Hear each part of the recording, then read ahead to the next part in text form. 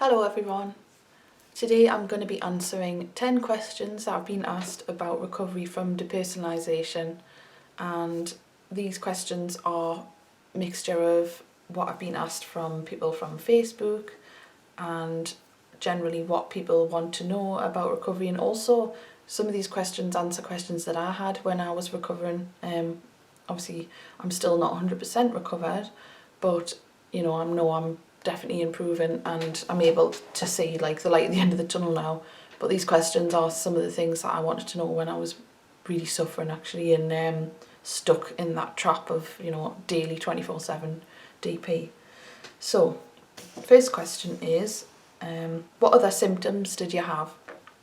So for me, these symptoms used to come and go, but generally within the month, every month I had a range of these symptoms: general anxiety, nausea, tinnitus, weakness, backache, fatigue, heart palpitations, dizziness, loss of interest, brain fog. Obviously with the depersonalization as well, I felt foggy, spaced out, headache, acne, songs playing repeatedly in my head, hot flushes and sweating, depression, antisocial, social anxiety, ear pressure, difficulty concentrating, shortness of breath, itching, diarrhea, forgetfulness, and a metal taste in my mouth as well. So those were all the symptoms. Some of them varied on severity. A lot of them have subsided greatly since the chelation, but generally those were the things that I had to deal with like every so often. A lot of them were daily as well. The next question is, did you have severe episodes of depersonalization?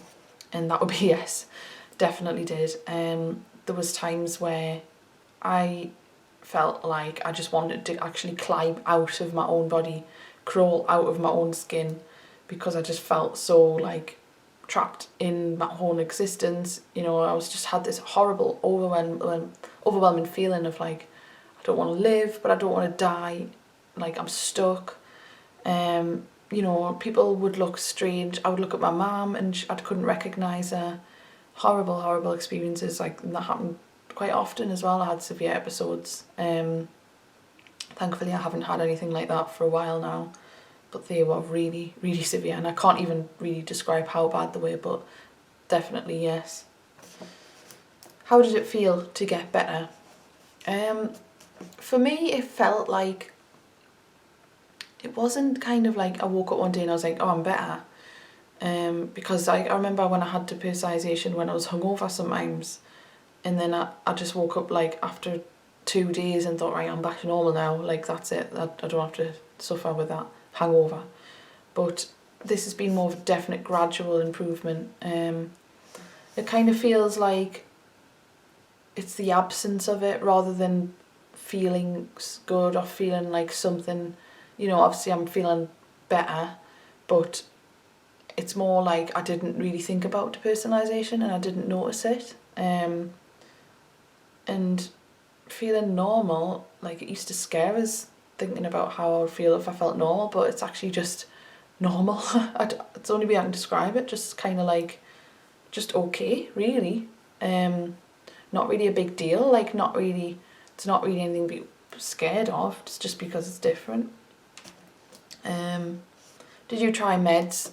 Yes, I did. I was on Zoloft or sertraline for, I lasted 3 weeks, and the depersonalization was so severe from those. And I was on also Valium as well to keep me calm for about a month, but they didn't help. I knew meds weren't going to work because I just felt like in my heart of hearts and instinctively I wasn't going to recover from meds. So yeah, that's that one.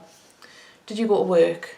Yes, I did. I do work as a delivery driver, fast food, so it wasn't like I was stuck in an office like surrounded by people. I kind of worked more independently, so that was fine. Driving was actually alright for me. It was never really an issue because I felt like I was just able to kind of go on autopilot. I also went to university for a while, like during the experience of the condition. That was quite bad because obviously you're in a situation where people are kind of in a close proximity with each other, and you get asked questions and stuff, so you're easily like triggered, especially when you sat there and you feel really derealised and like spaced out, and then you're trying to concentrate, but somehow I managed to do it. I felt like when I didn't go to work or school or university, I felt kind of worse because it was the guilt, and then I was kind of just in the house all day. I felt like it was like more rewarding to get out of the house, despite like how awful it felt and how like scared I was to leave the house. Did you experience a loss of pleasure? Yes, I did. I just did. I didn't really feel like anything would make me feel happy. Even things like, you know, going on dates and sort of buying nice things or like coming into money, it was just always very flat. Like I didn't get that feeling inside and like falling in love and stuff. Like it was kind of different, where that feeling didn't come back until the depersonalization started to go away. The feeling of like comfort and like contentment inside being in love, it was kind of absent. Obviously I did feel love and I knew I was in love, but the benefits of that weren't really like going on. So yes, I did experience a loss of pleasure, but that went away gradually as well as I got better. Did anything temporarily help? I think distraction helped a lot.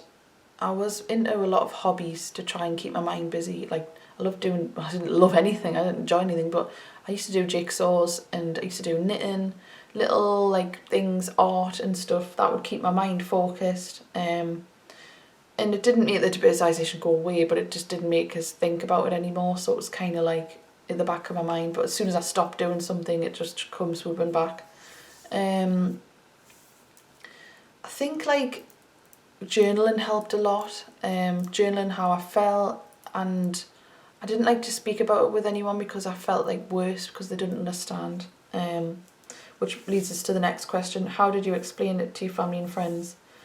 I didn't really say a lot about it. I just kind of kept it to myself, because I knew it wouldn't make much sense. If I did tell people about it, I would tell them how it felt as if I was stoned, but not in a good way, or I was kind of like drunk or hungover, and I was telling them, you know, like I was saying, you know, if you've ever been like drinking for days and then you've got really bad hangover and you go outside and you feel all alienated, and I said I feel like that every single day, spaced out and stuff, but no one can really understand unless they've been through it. So it is hard to explain to family and friends, but I guess you have to just kind of do your best, but accept that while they might not understand, a lot of people do, including like myself and other people who've suffered or still are suffering. So I would just stick to support if you need it, from the relief of the symptom to people who actually will understand. How long did you have it? It's been 10 months since I first started experiencing it. Actually, it's been 11 months now. So I wouldn't say I'm totally free from it. It's probably going to take like another few months to just be daily fine. But as I say, I'm like definitely more than 50% recovered. So, you know, I can't predict how long I'm gonna have it, but I would say I had it severely probably up until about 2 months ago. So it's been about 9 months daily I've had it, and then recovery after that. How did you know you were recovering? Well, I felt like a big thing I felt was that I no longer felt trapped in my own body, because that's how I felt a lot of times. Like I would just be getting on with my day and then be just hit with this feeling of I'm stuck in this body like for the rest of my life, like, and it just terrified us. It really like upset us. I don't get that anymore, and I feel like instinctively my subconscious and my conscious mind have now merged. I feel like my subconscious mind always knew it was heavy metal toxicity, and obviously my conscious mind didn't. And once I learned that, it kind of connected those two. So now it's like I felt sort of more connected to my deep sense of self, if that makes sense. And also I knew, because I was going sometimes like had the odd hour of feeling fine, and then it led on to like the odd few hours, and then half a day, and then sometimes even a full day of not really like being bothered by it. So I just seen like gradual improvements. So yeah, that's the 10 questions, and hopefully this has helped a lot. Hopefully this explains a bit more about recovery and I guess what happens, because it's actually quite scary, the thought of feeling different, but it's just normal. It just feels normal, really. The way feeling depersonalised to me is abnormal and something that I could never get used to. I don't think anyone could ever get used to it. It's just not meant to be there, and I feel like heavy metal toxicity, you could never feel normal with that. It's not meant to be there in your body. It's something you need to remove. So yeah, if you've got any further questions, just leave them down below and I'll do my best to answer them. But hope you enjoyed this video, and I'll speak to you soon.